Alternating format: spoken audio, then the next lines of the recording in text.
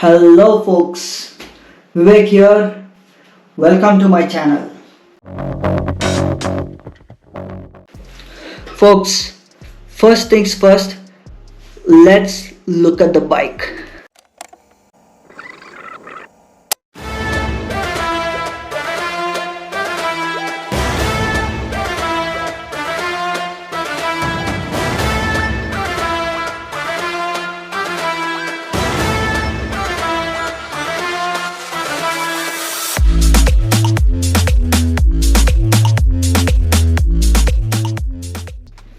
Anyways, we will be doing a detailed ride review of Himalayan in the next video, but while doing the ride review, many of the times we'll miss a lot of technical aspects. So I want to discuss those things in detail in this video.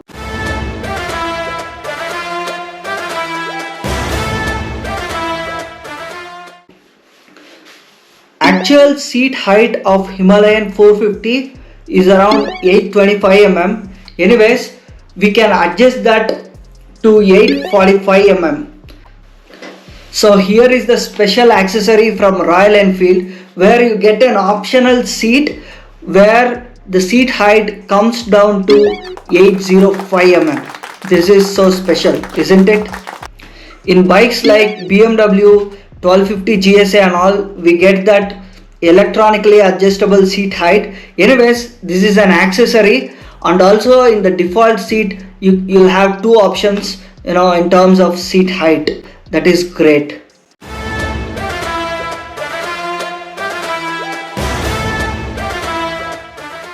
The new Himalayan 452 engine is named as Sherpa 450.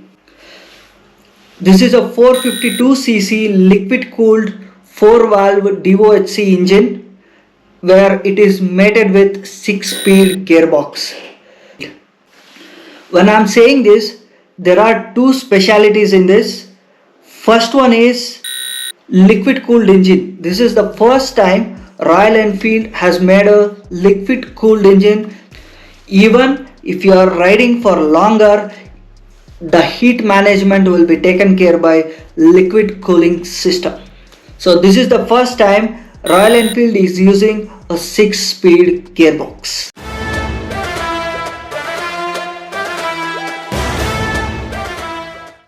Folks, if you are taking a test ride of Himalayan 450, you will be surprised to see that there is no tail light in the bike because the rear indicators have taken the role of brake light also.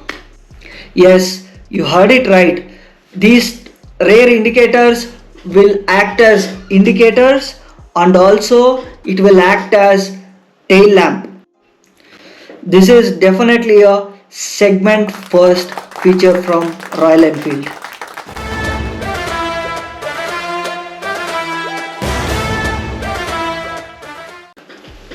This is the first time Royal Enfield has come up with completely digital instrument cluster, and this is not that simple digital instrument clusters that you see in other bikes. This will properly screen mirror your phone into the cluster. Let's say you are using Google Maps in your phone, you can directly screen mirror that into this cluster. You will see the same Google Maps on this instrument cluster. If you are using an Android phone, you can directly screen mirror your phone into this cluster, but this is not the case with the iPhone.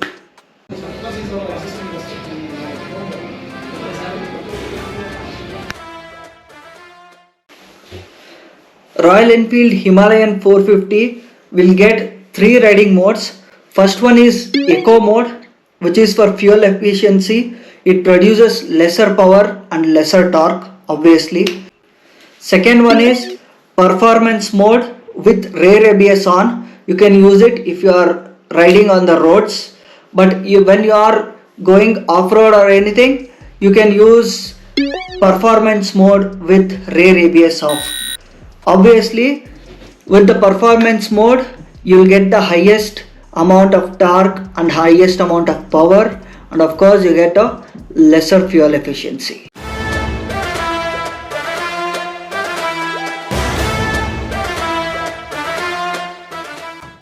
So here is the sixth and bonus feature. For now, Royal Enfield Himalayan comes with a spoked wheel, which is actually tubed, but they are giving you tubeless tires. You know why? In future, they'll be giving you an option. They'll be releasing a new wheel, a spoked wheel, which can accommodate a tubeless tire. You don't need any tube for that. That's actually a great technology for this segment, because a big bike like Africa Twin gets such a wheel. So this is the first time that Royal Enfield is doing it. So big thumbs up for that.